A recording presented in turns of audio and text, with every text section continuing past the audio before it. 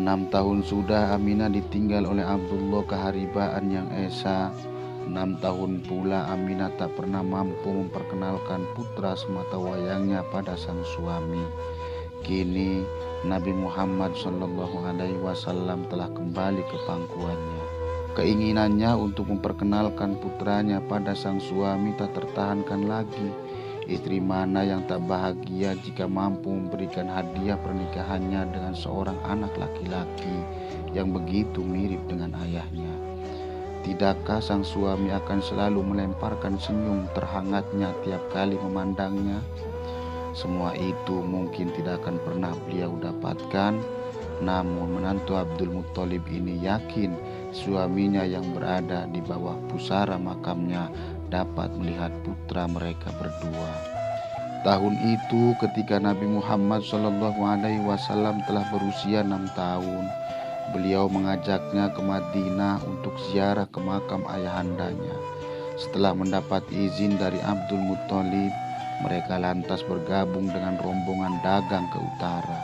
Sang kakek tanpa ragu melepas mereka berdua karena perjalanan kali ini merupakan satu kesempatan baik untuk memperkenalkan Nabi Muhammad kepada keluarga yang berada di Madinah.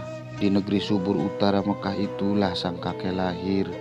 Dari salah satu putri suku Khazraj di Madinah inilah Sayyid Hashim menyunting seorang darah jelita yang kemudian melahirkan Abdul Muthalib, kakek sang Nabi.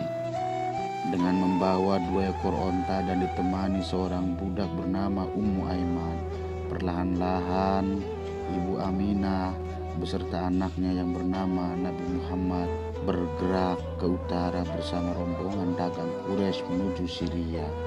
Rombongan onta bergerak anggun dan sekilas nampak seperti kampung berjalan. Inilah pengalaman pertama Nabi Muhammad SAW melihat perjalanan para pedagang menyusuri hamparan padang pasir. Rapi dan nampak selalu siaga menghadapi segala hal yang mungkin akan mereka hadapi di tengah perjalanan. Sesampainya di Madinah, Aminah memisahkan diri untuk menemui keluarga dan ziarah ke makam suaminya di An-Nabiho. Kunjungan pertama ke Madinah membawa kesan tersendiri bagi Nabi Muhammad SAW. Beliau sangat menikmati pertemuan dengan keluarga barunya yang selama ini belum pernah ditemuinya. Sedikit pun Nabi Muhammad tak merasa canggung untuk bergabung bermain dengan mereka. Selama di sana, beberapa teman sebayanya sering mengajaknya berenang di sebuah sungai yang berada di dekat makam Abdullah. Sementara putranya menikmati keasikan permainannya bersama Ummu Aiman dan teman-temannya, Aminah menghabiskan waktunya di makam sang suami. Hampir sebulan penuh beliau selalu berkunjung ke makam Abdullah untuk melantunkan doa. Siang itu, ketika Nabi Muhammad SAW sedang berenang-renang dengan teman-temannya, beberapa orang Yahudi melintas di tepi sungai. Langkah dan tatapan mereka menumbuk pada putra Abdullah yang tengah asik berenang. Semua diam, memperhatikan keasikan bocah itu. Keheningan segera pecah ketika salah satu dari mereka mengungkapkan apa yang telah dipelajarinya selama ini. "Apakah kalian melihat anak itu? Dia adalah Nabi Muhammad, Nabi akhir zaman," ungkapnya lirik sambil melangkahkan kaki menuju Madinah.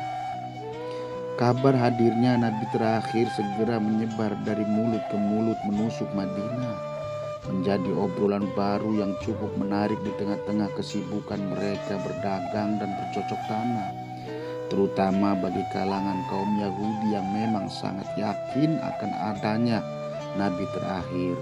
Ummu Aiman, budak setia Aminah yang mendengar berita tersebut menjadi gusar. Ia khawatir orang-orang Yahudi akan berbuat jahat terhadap putra majikannya itu. Sebisa mungkin ia merasa harus segera mengingatkan Aminah yang masih terpekur di hadapan pusara suaminya.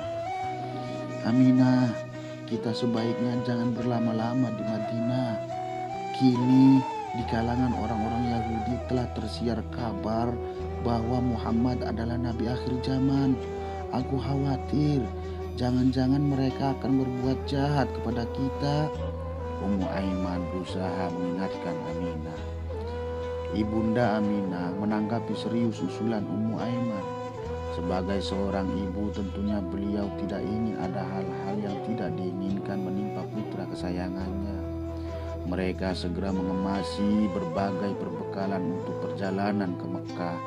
Tentunya acara berpamitan dengan keluarga di Madinah adalah yang terberat.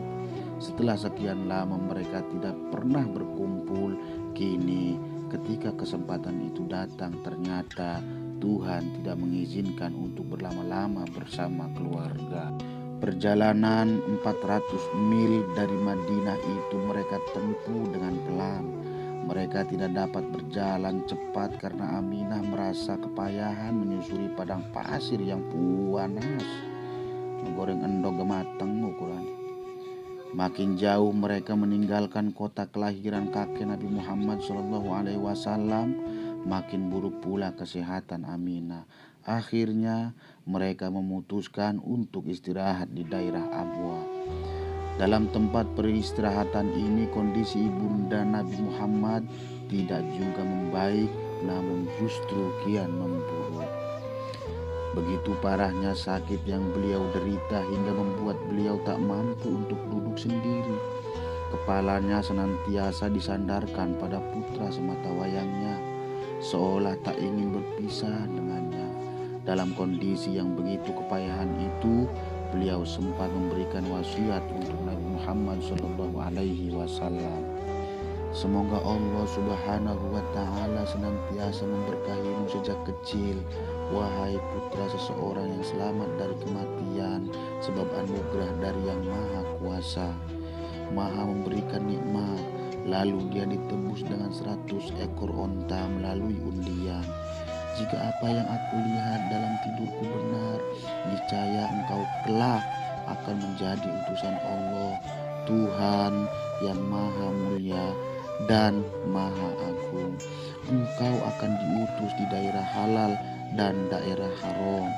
Engkau diutus dengan menyatakan kebenaran dan membawa agama Islam, agama ayahmu yang baik, yakni Nabi Ibrahim alaihi salam. Engkau diutus dengan membawa agama yang mudah dan agama Islam. Allah akan melarangmu beserta kaummu menyembah berhala. Nabi Muhammad SAW mendengarkannya dengan seksama, meskipun jiwa kecilnya tengah lara melihat kenyataan yang sedang diderita ibunya.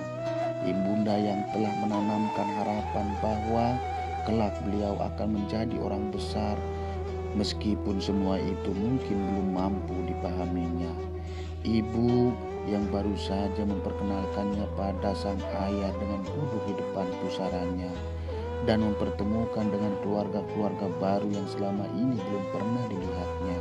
Kini ibunda itu tengah berbaring di pangkuannya dengan kondisi yang sangat memprihatinkan. Beberapa saat setelah mengucapkan wasiat itu, ibunda Aminah diam tak bersuara. Wajahnya nampak begitu tenang, namun hembusan dan helaan napasnya tak lagi terasa. Di atas pangkuan Rasulullah SAW inilah Aminah mengembuskan napas terakhir, meninggalkan Nabi Muhammad SAW memikul beban sebagai yatim piatu di usianya yang ke-6. Ummu Aiman mencoba menjelaskan arti sebuah kematian. Dalam gendongannya, Nabi Muhammad SAW mulai belajar memahami arti kepergian orang-orang yang dicintainya. Kini Ummu Aiman melanjutkan perjalanan pulang bersama anak yatim piatu yang melara akibat duka tak terperi.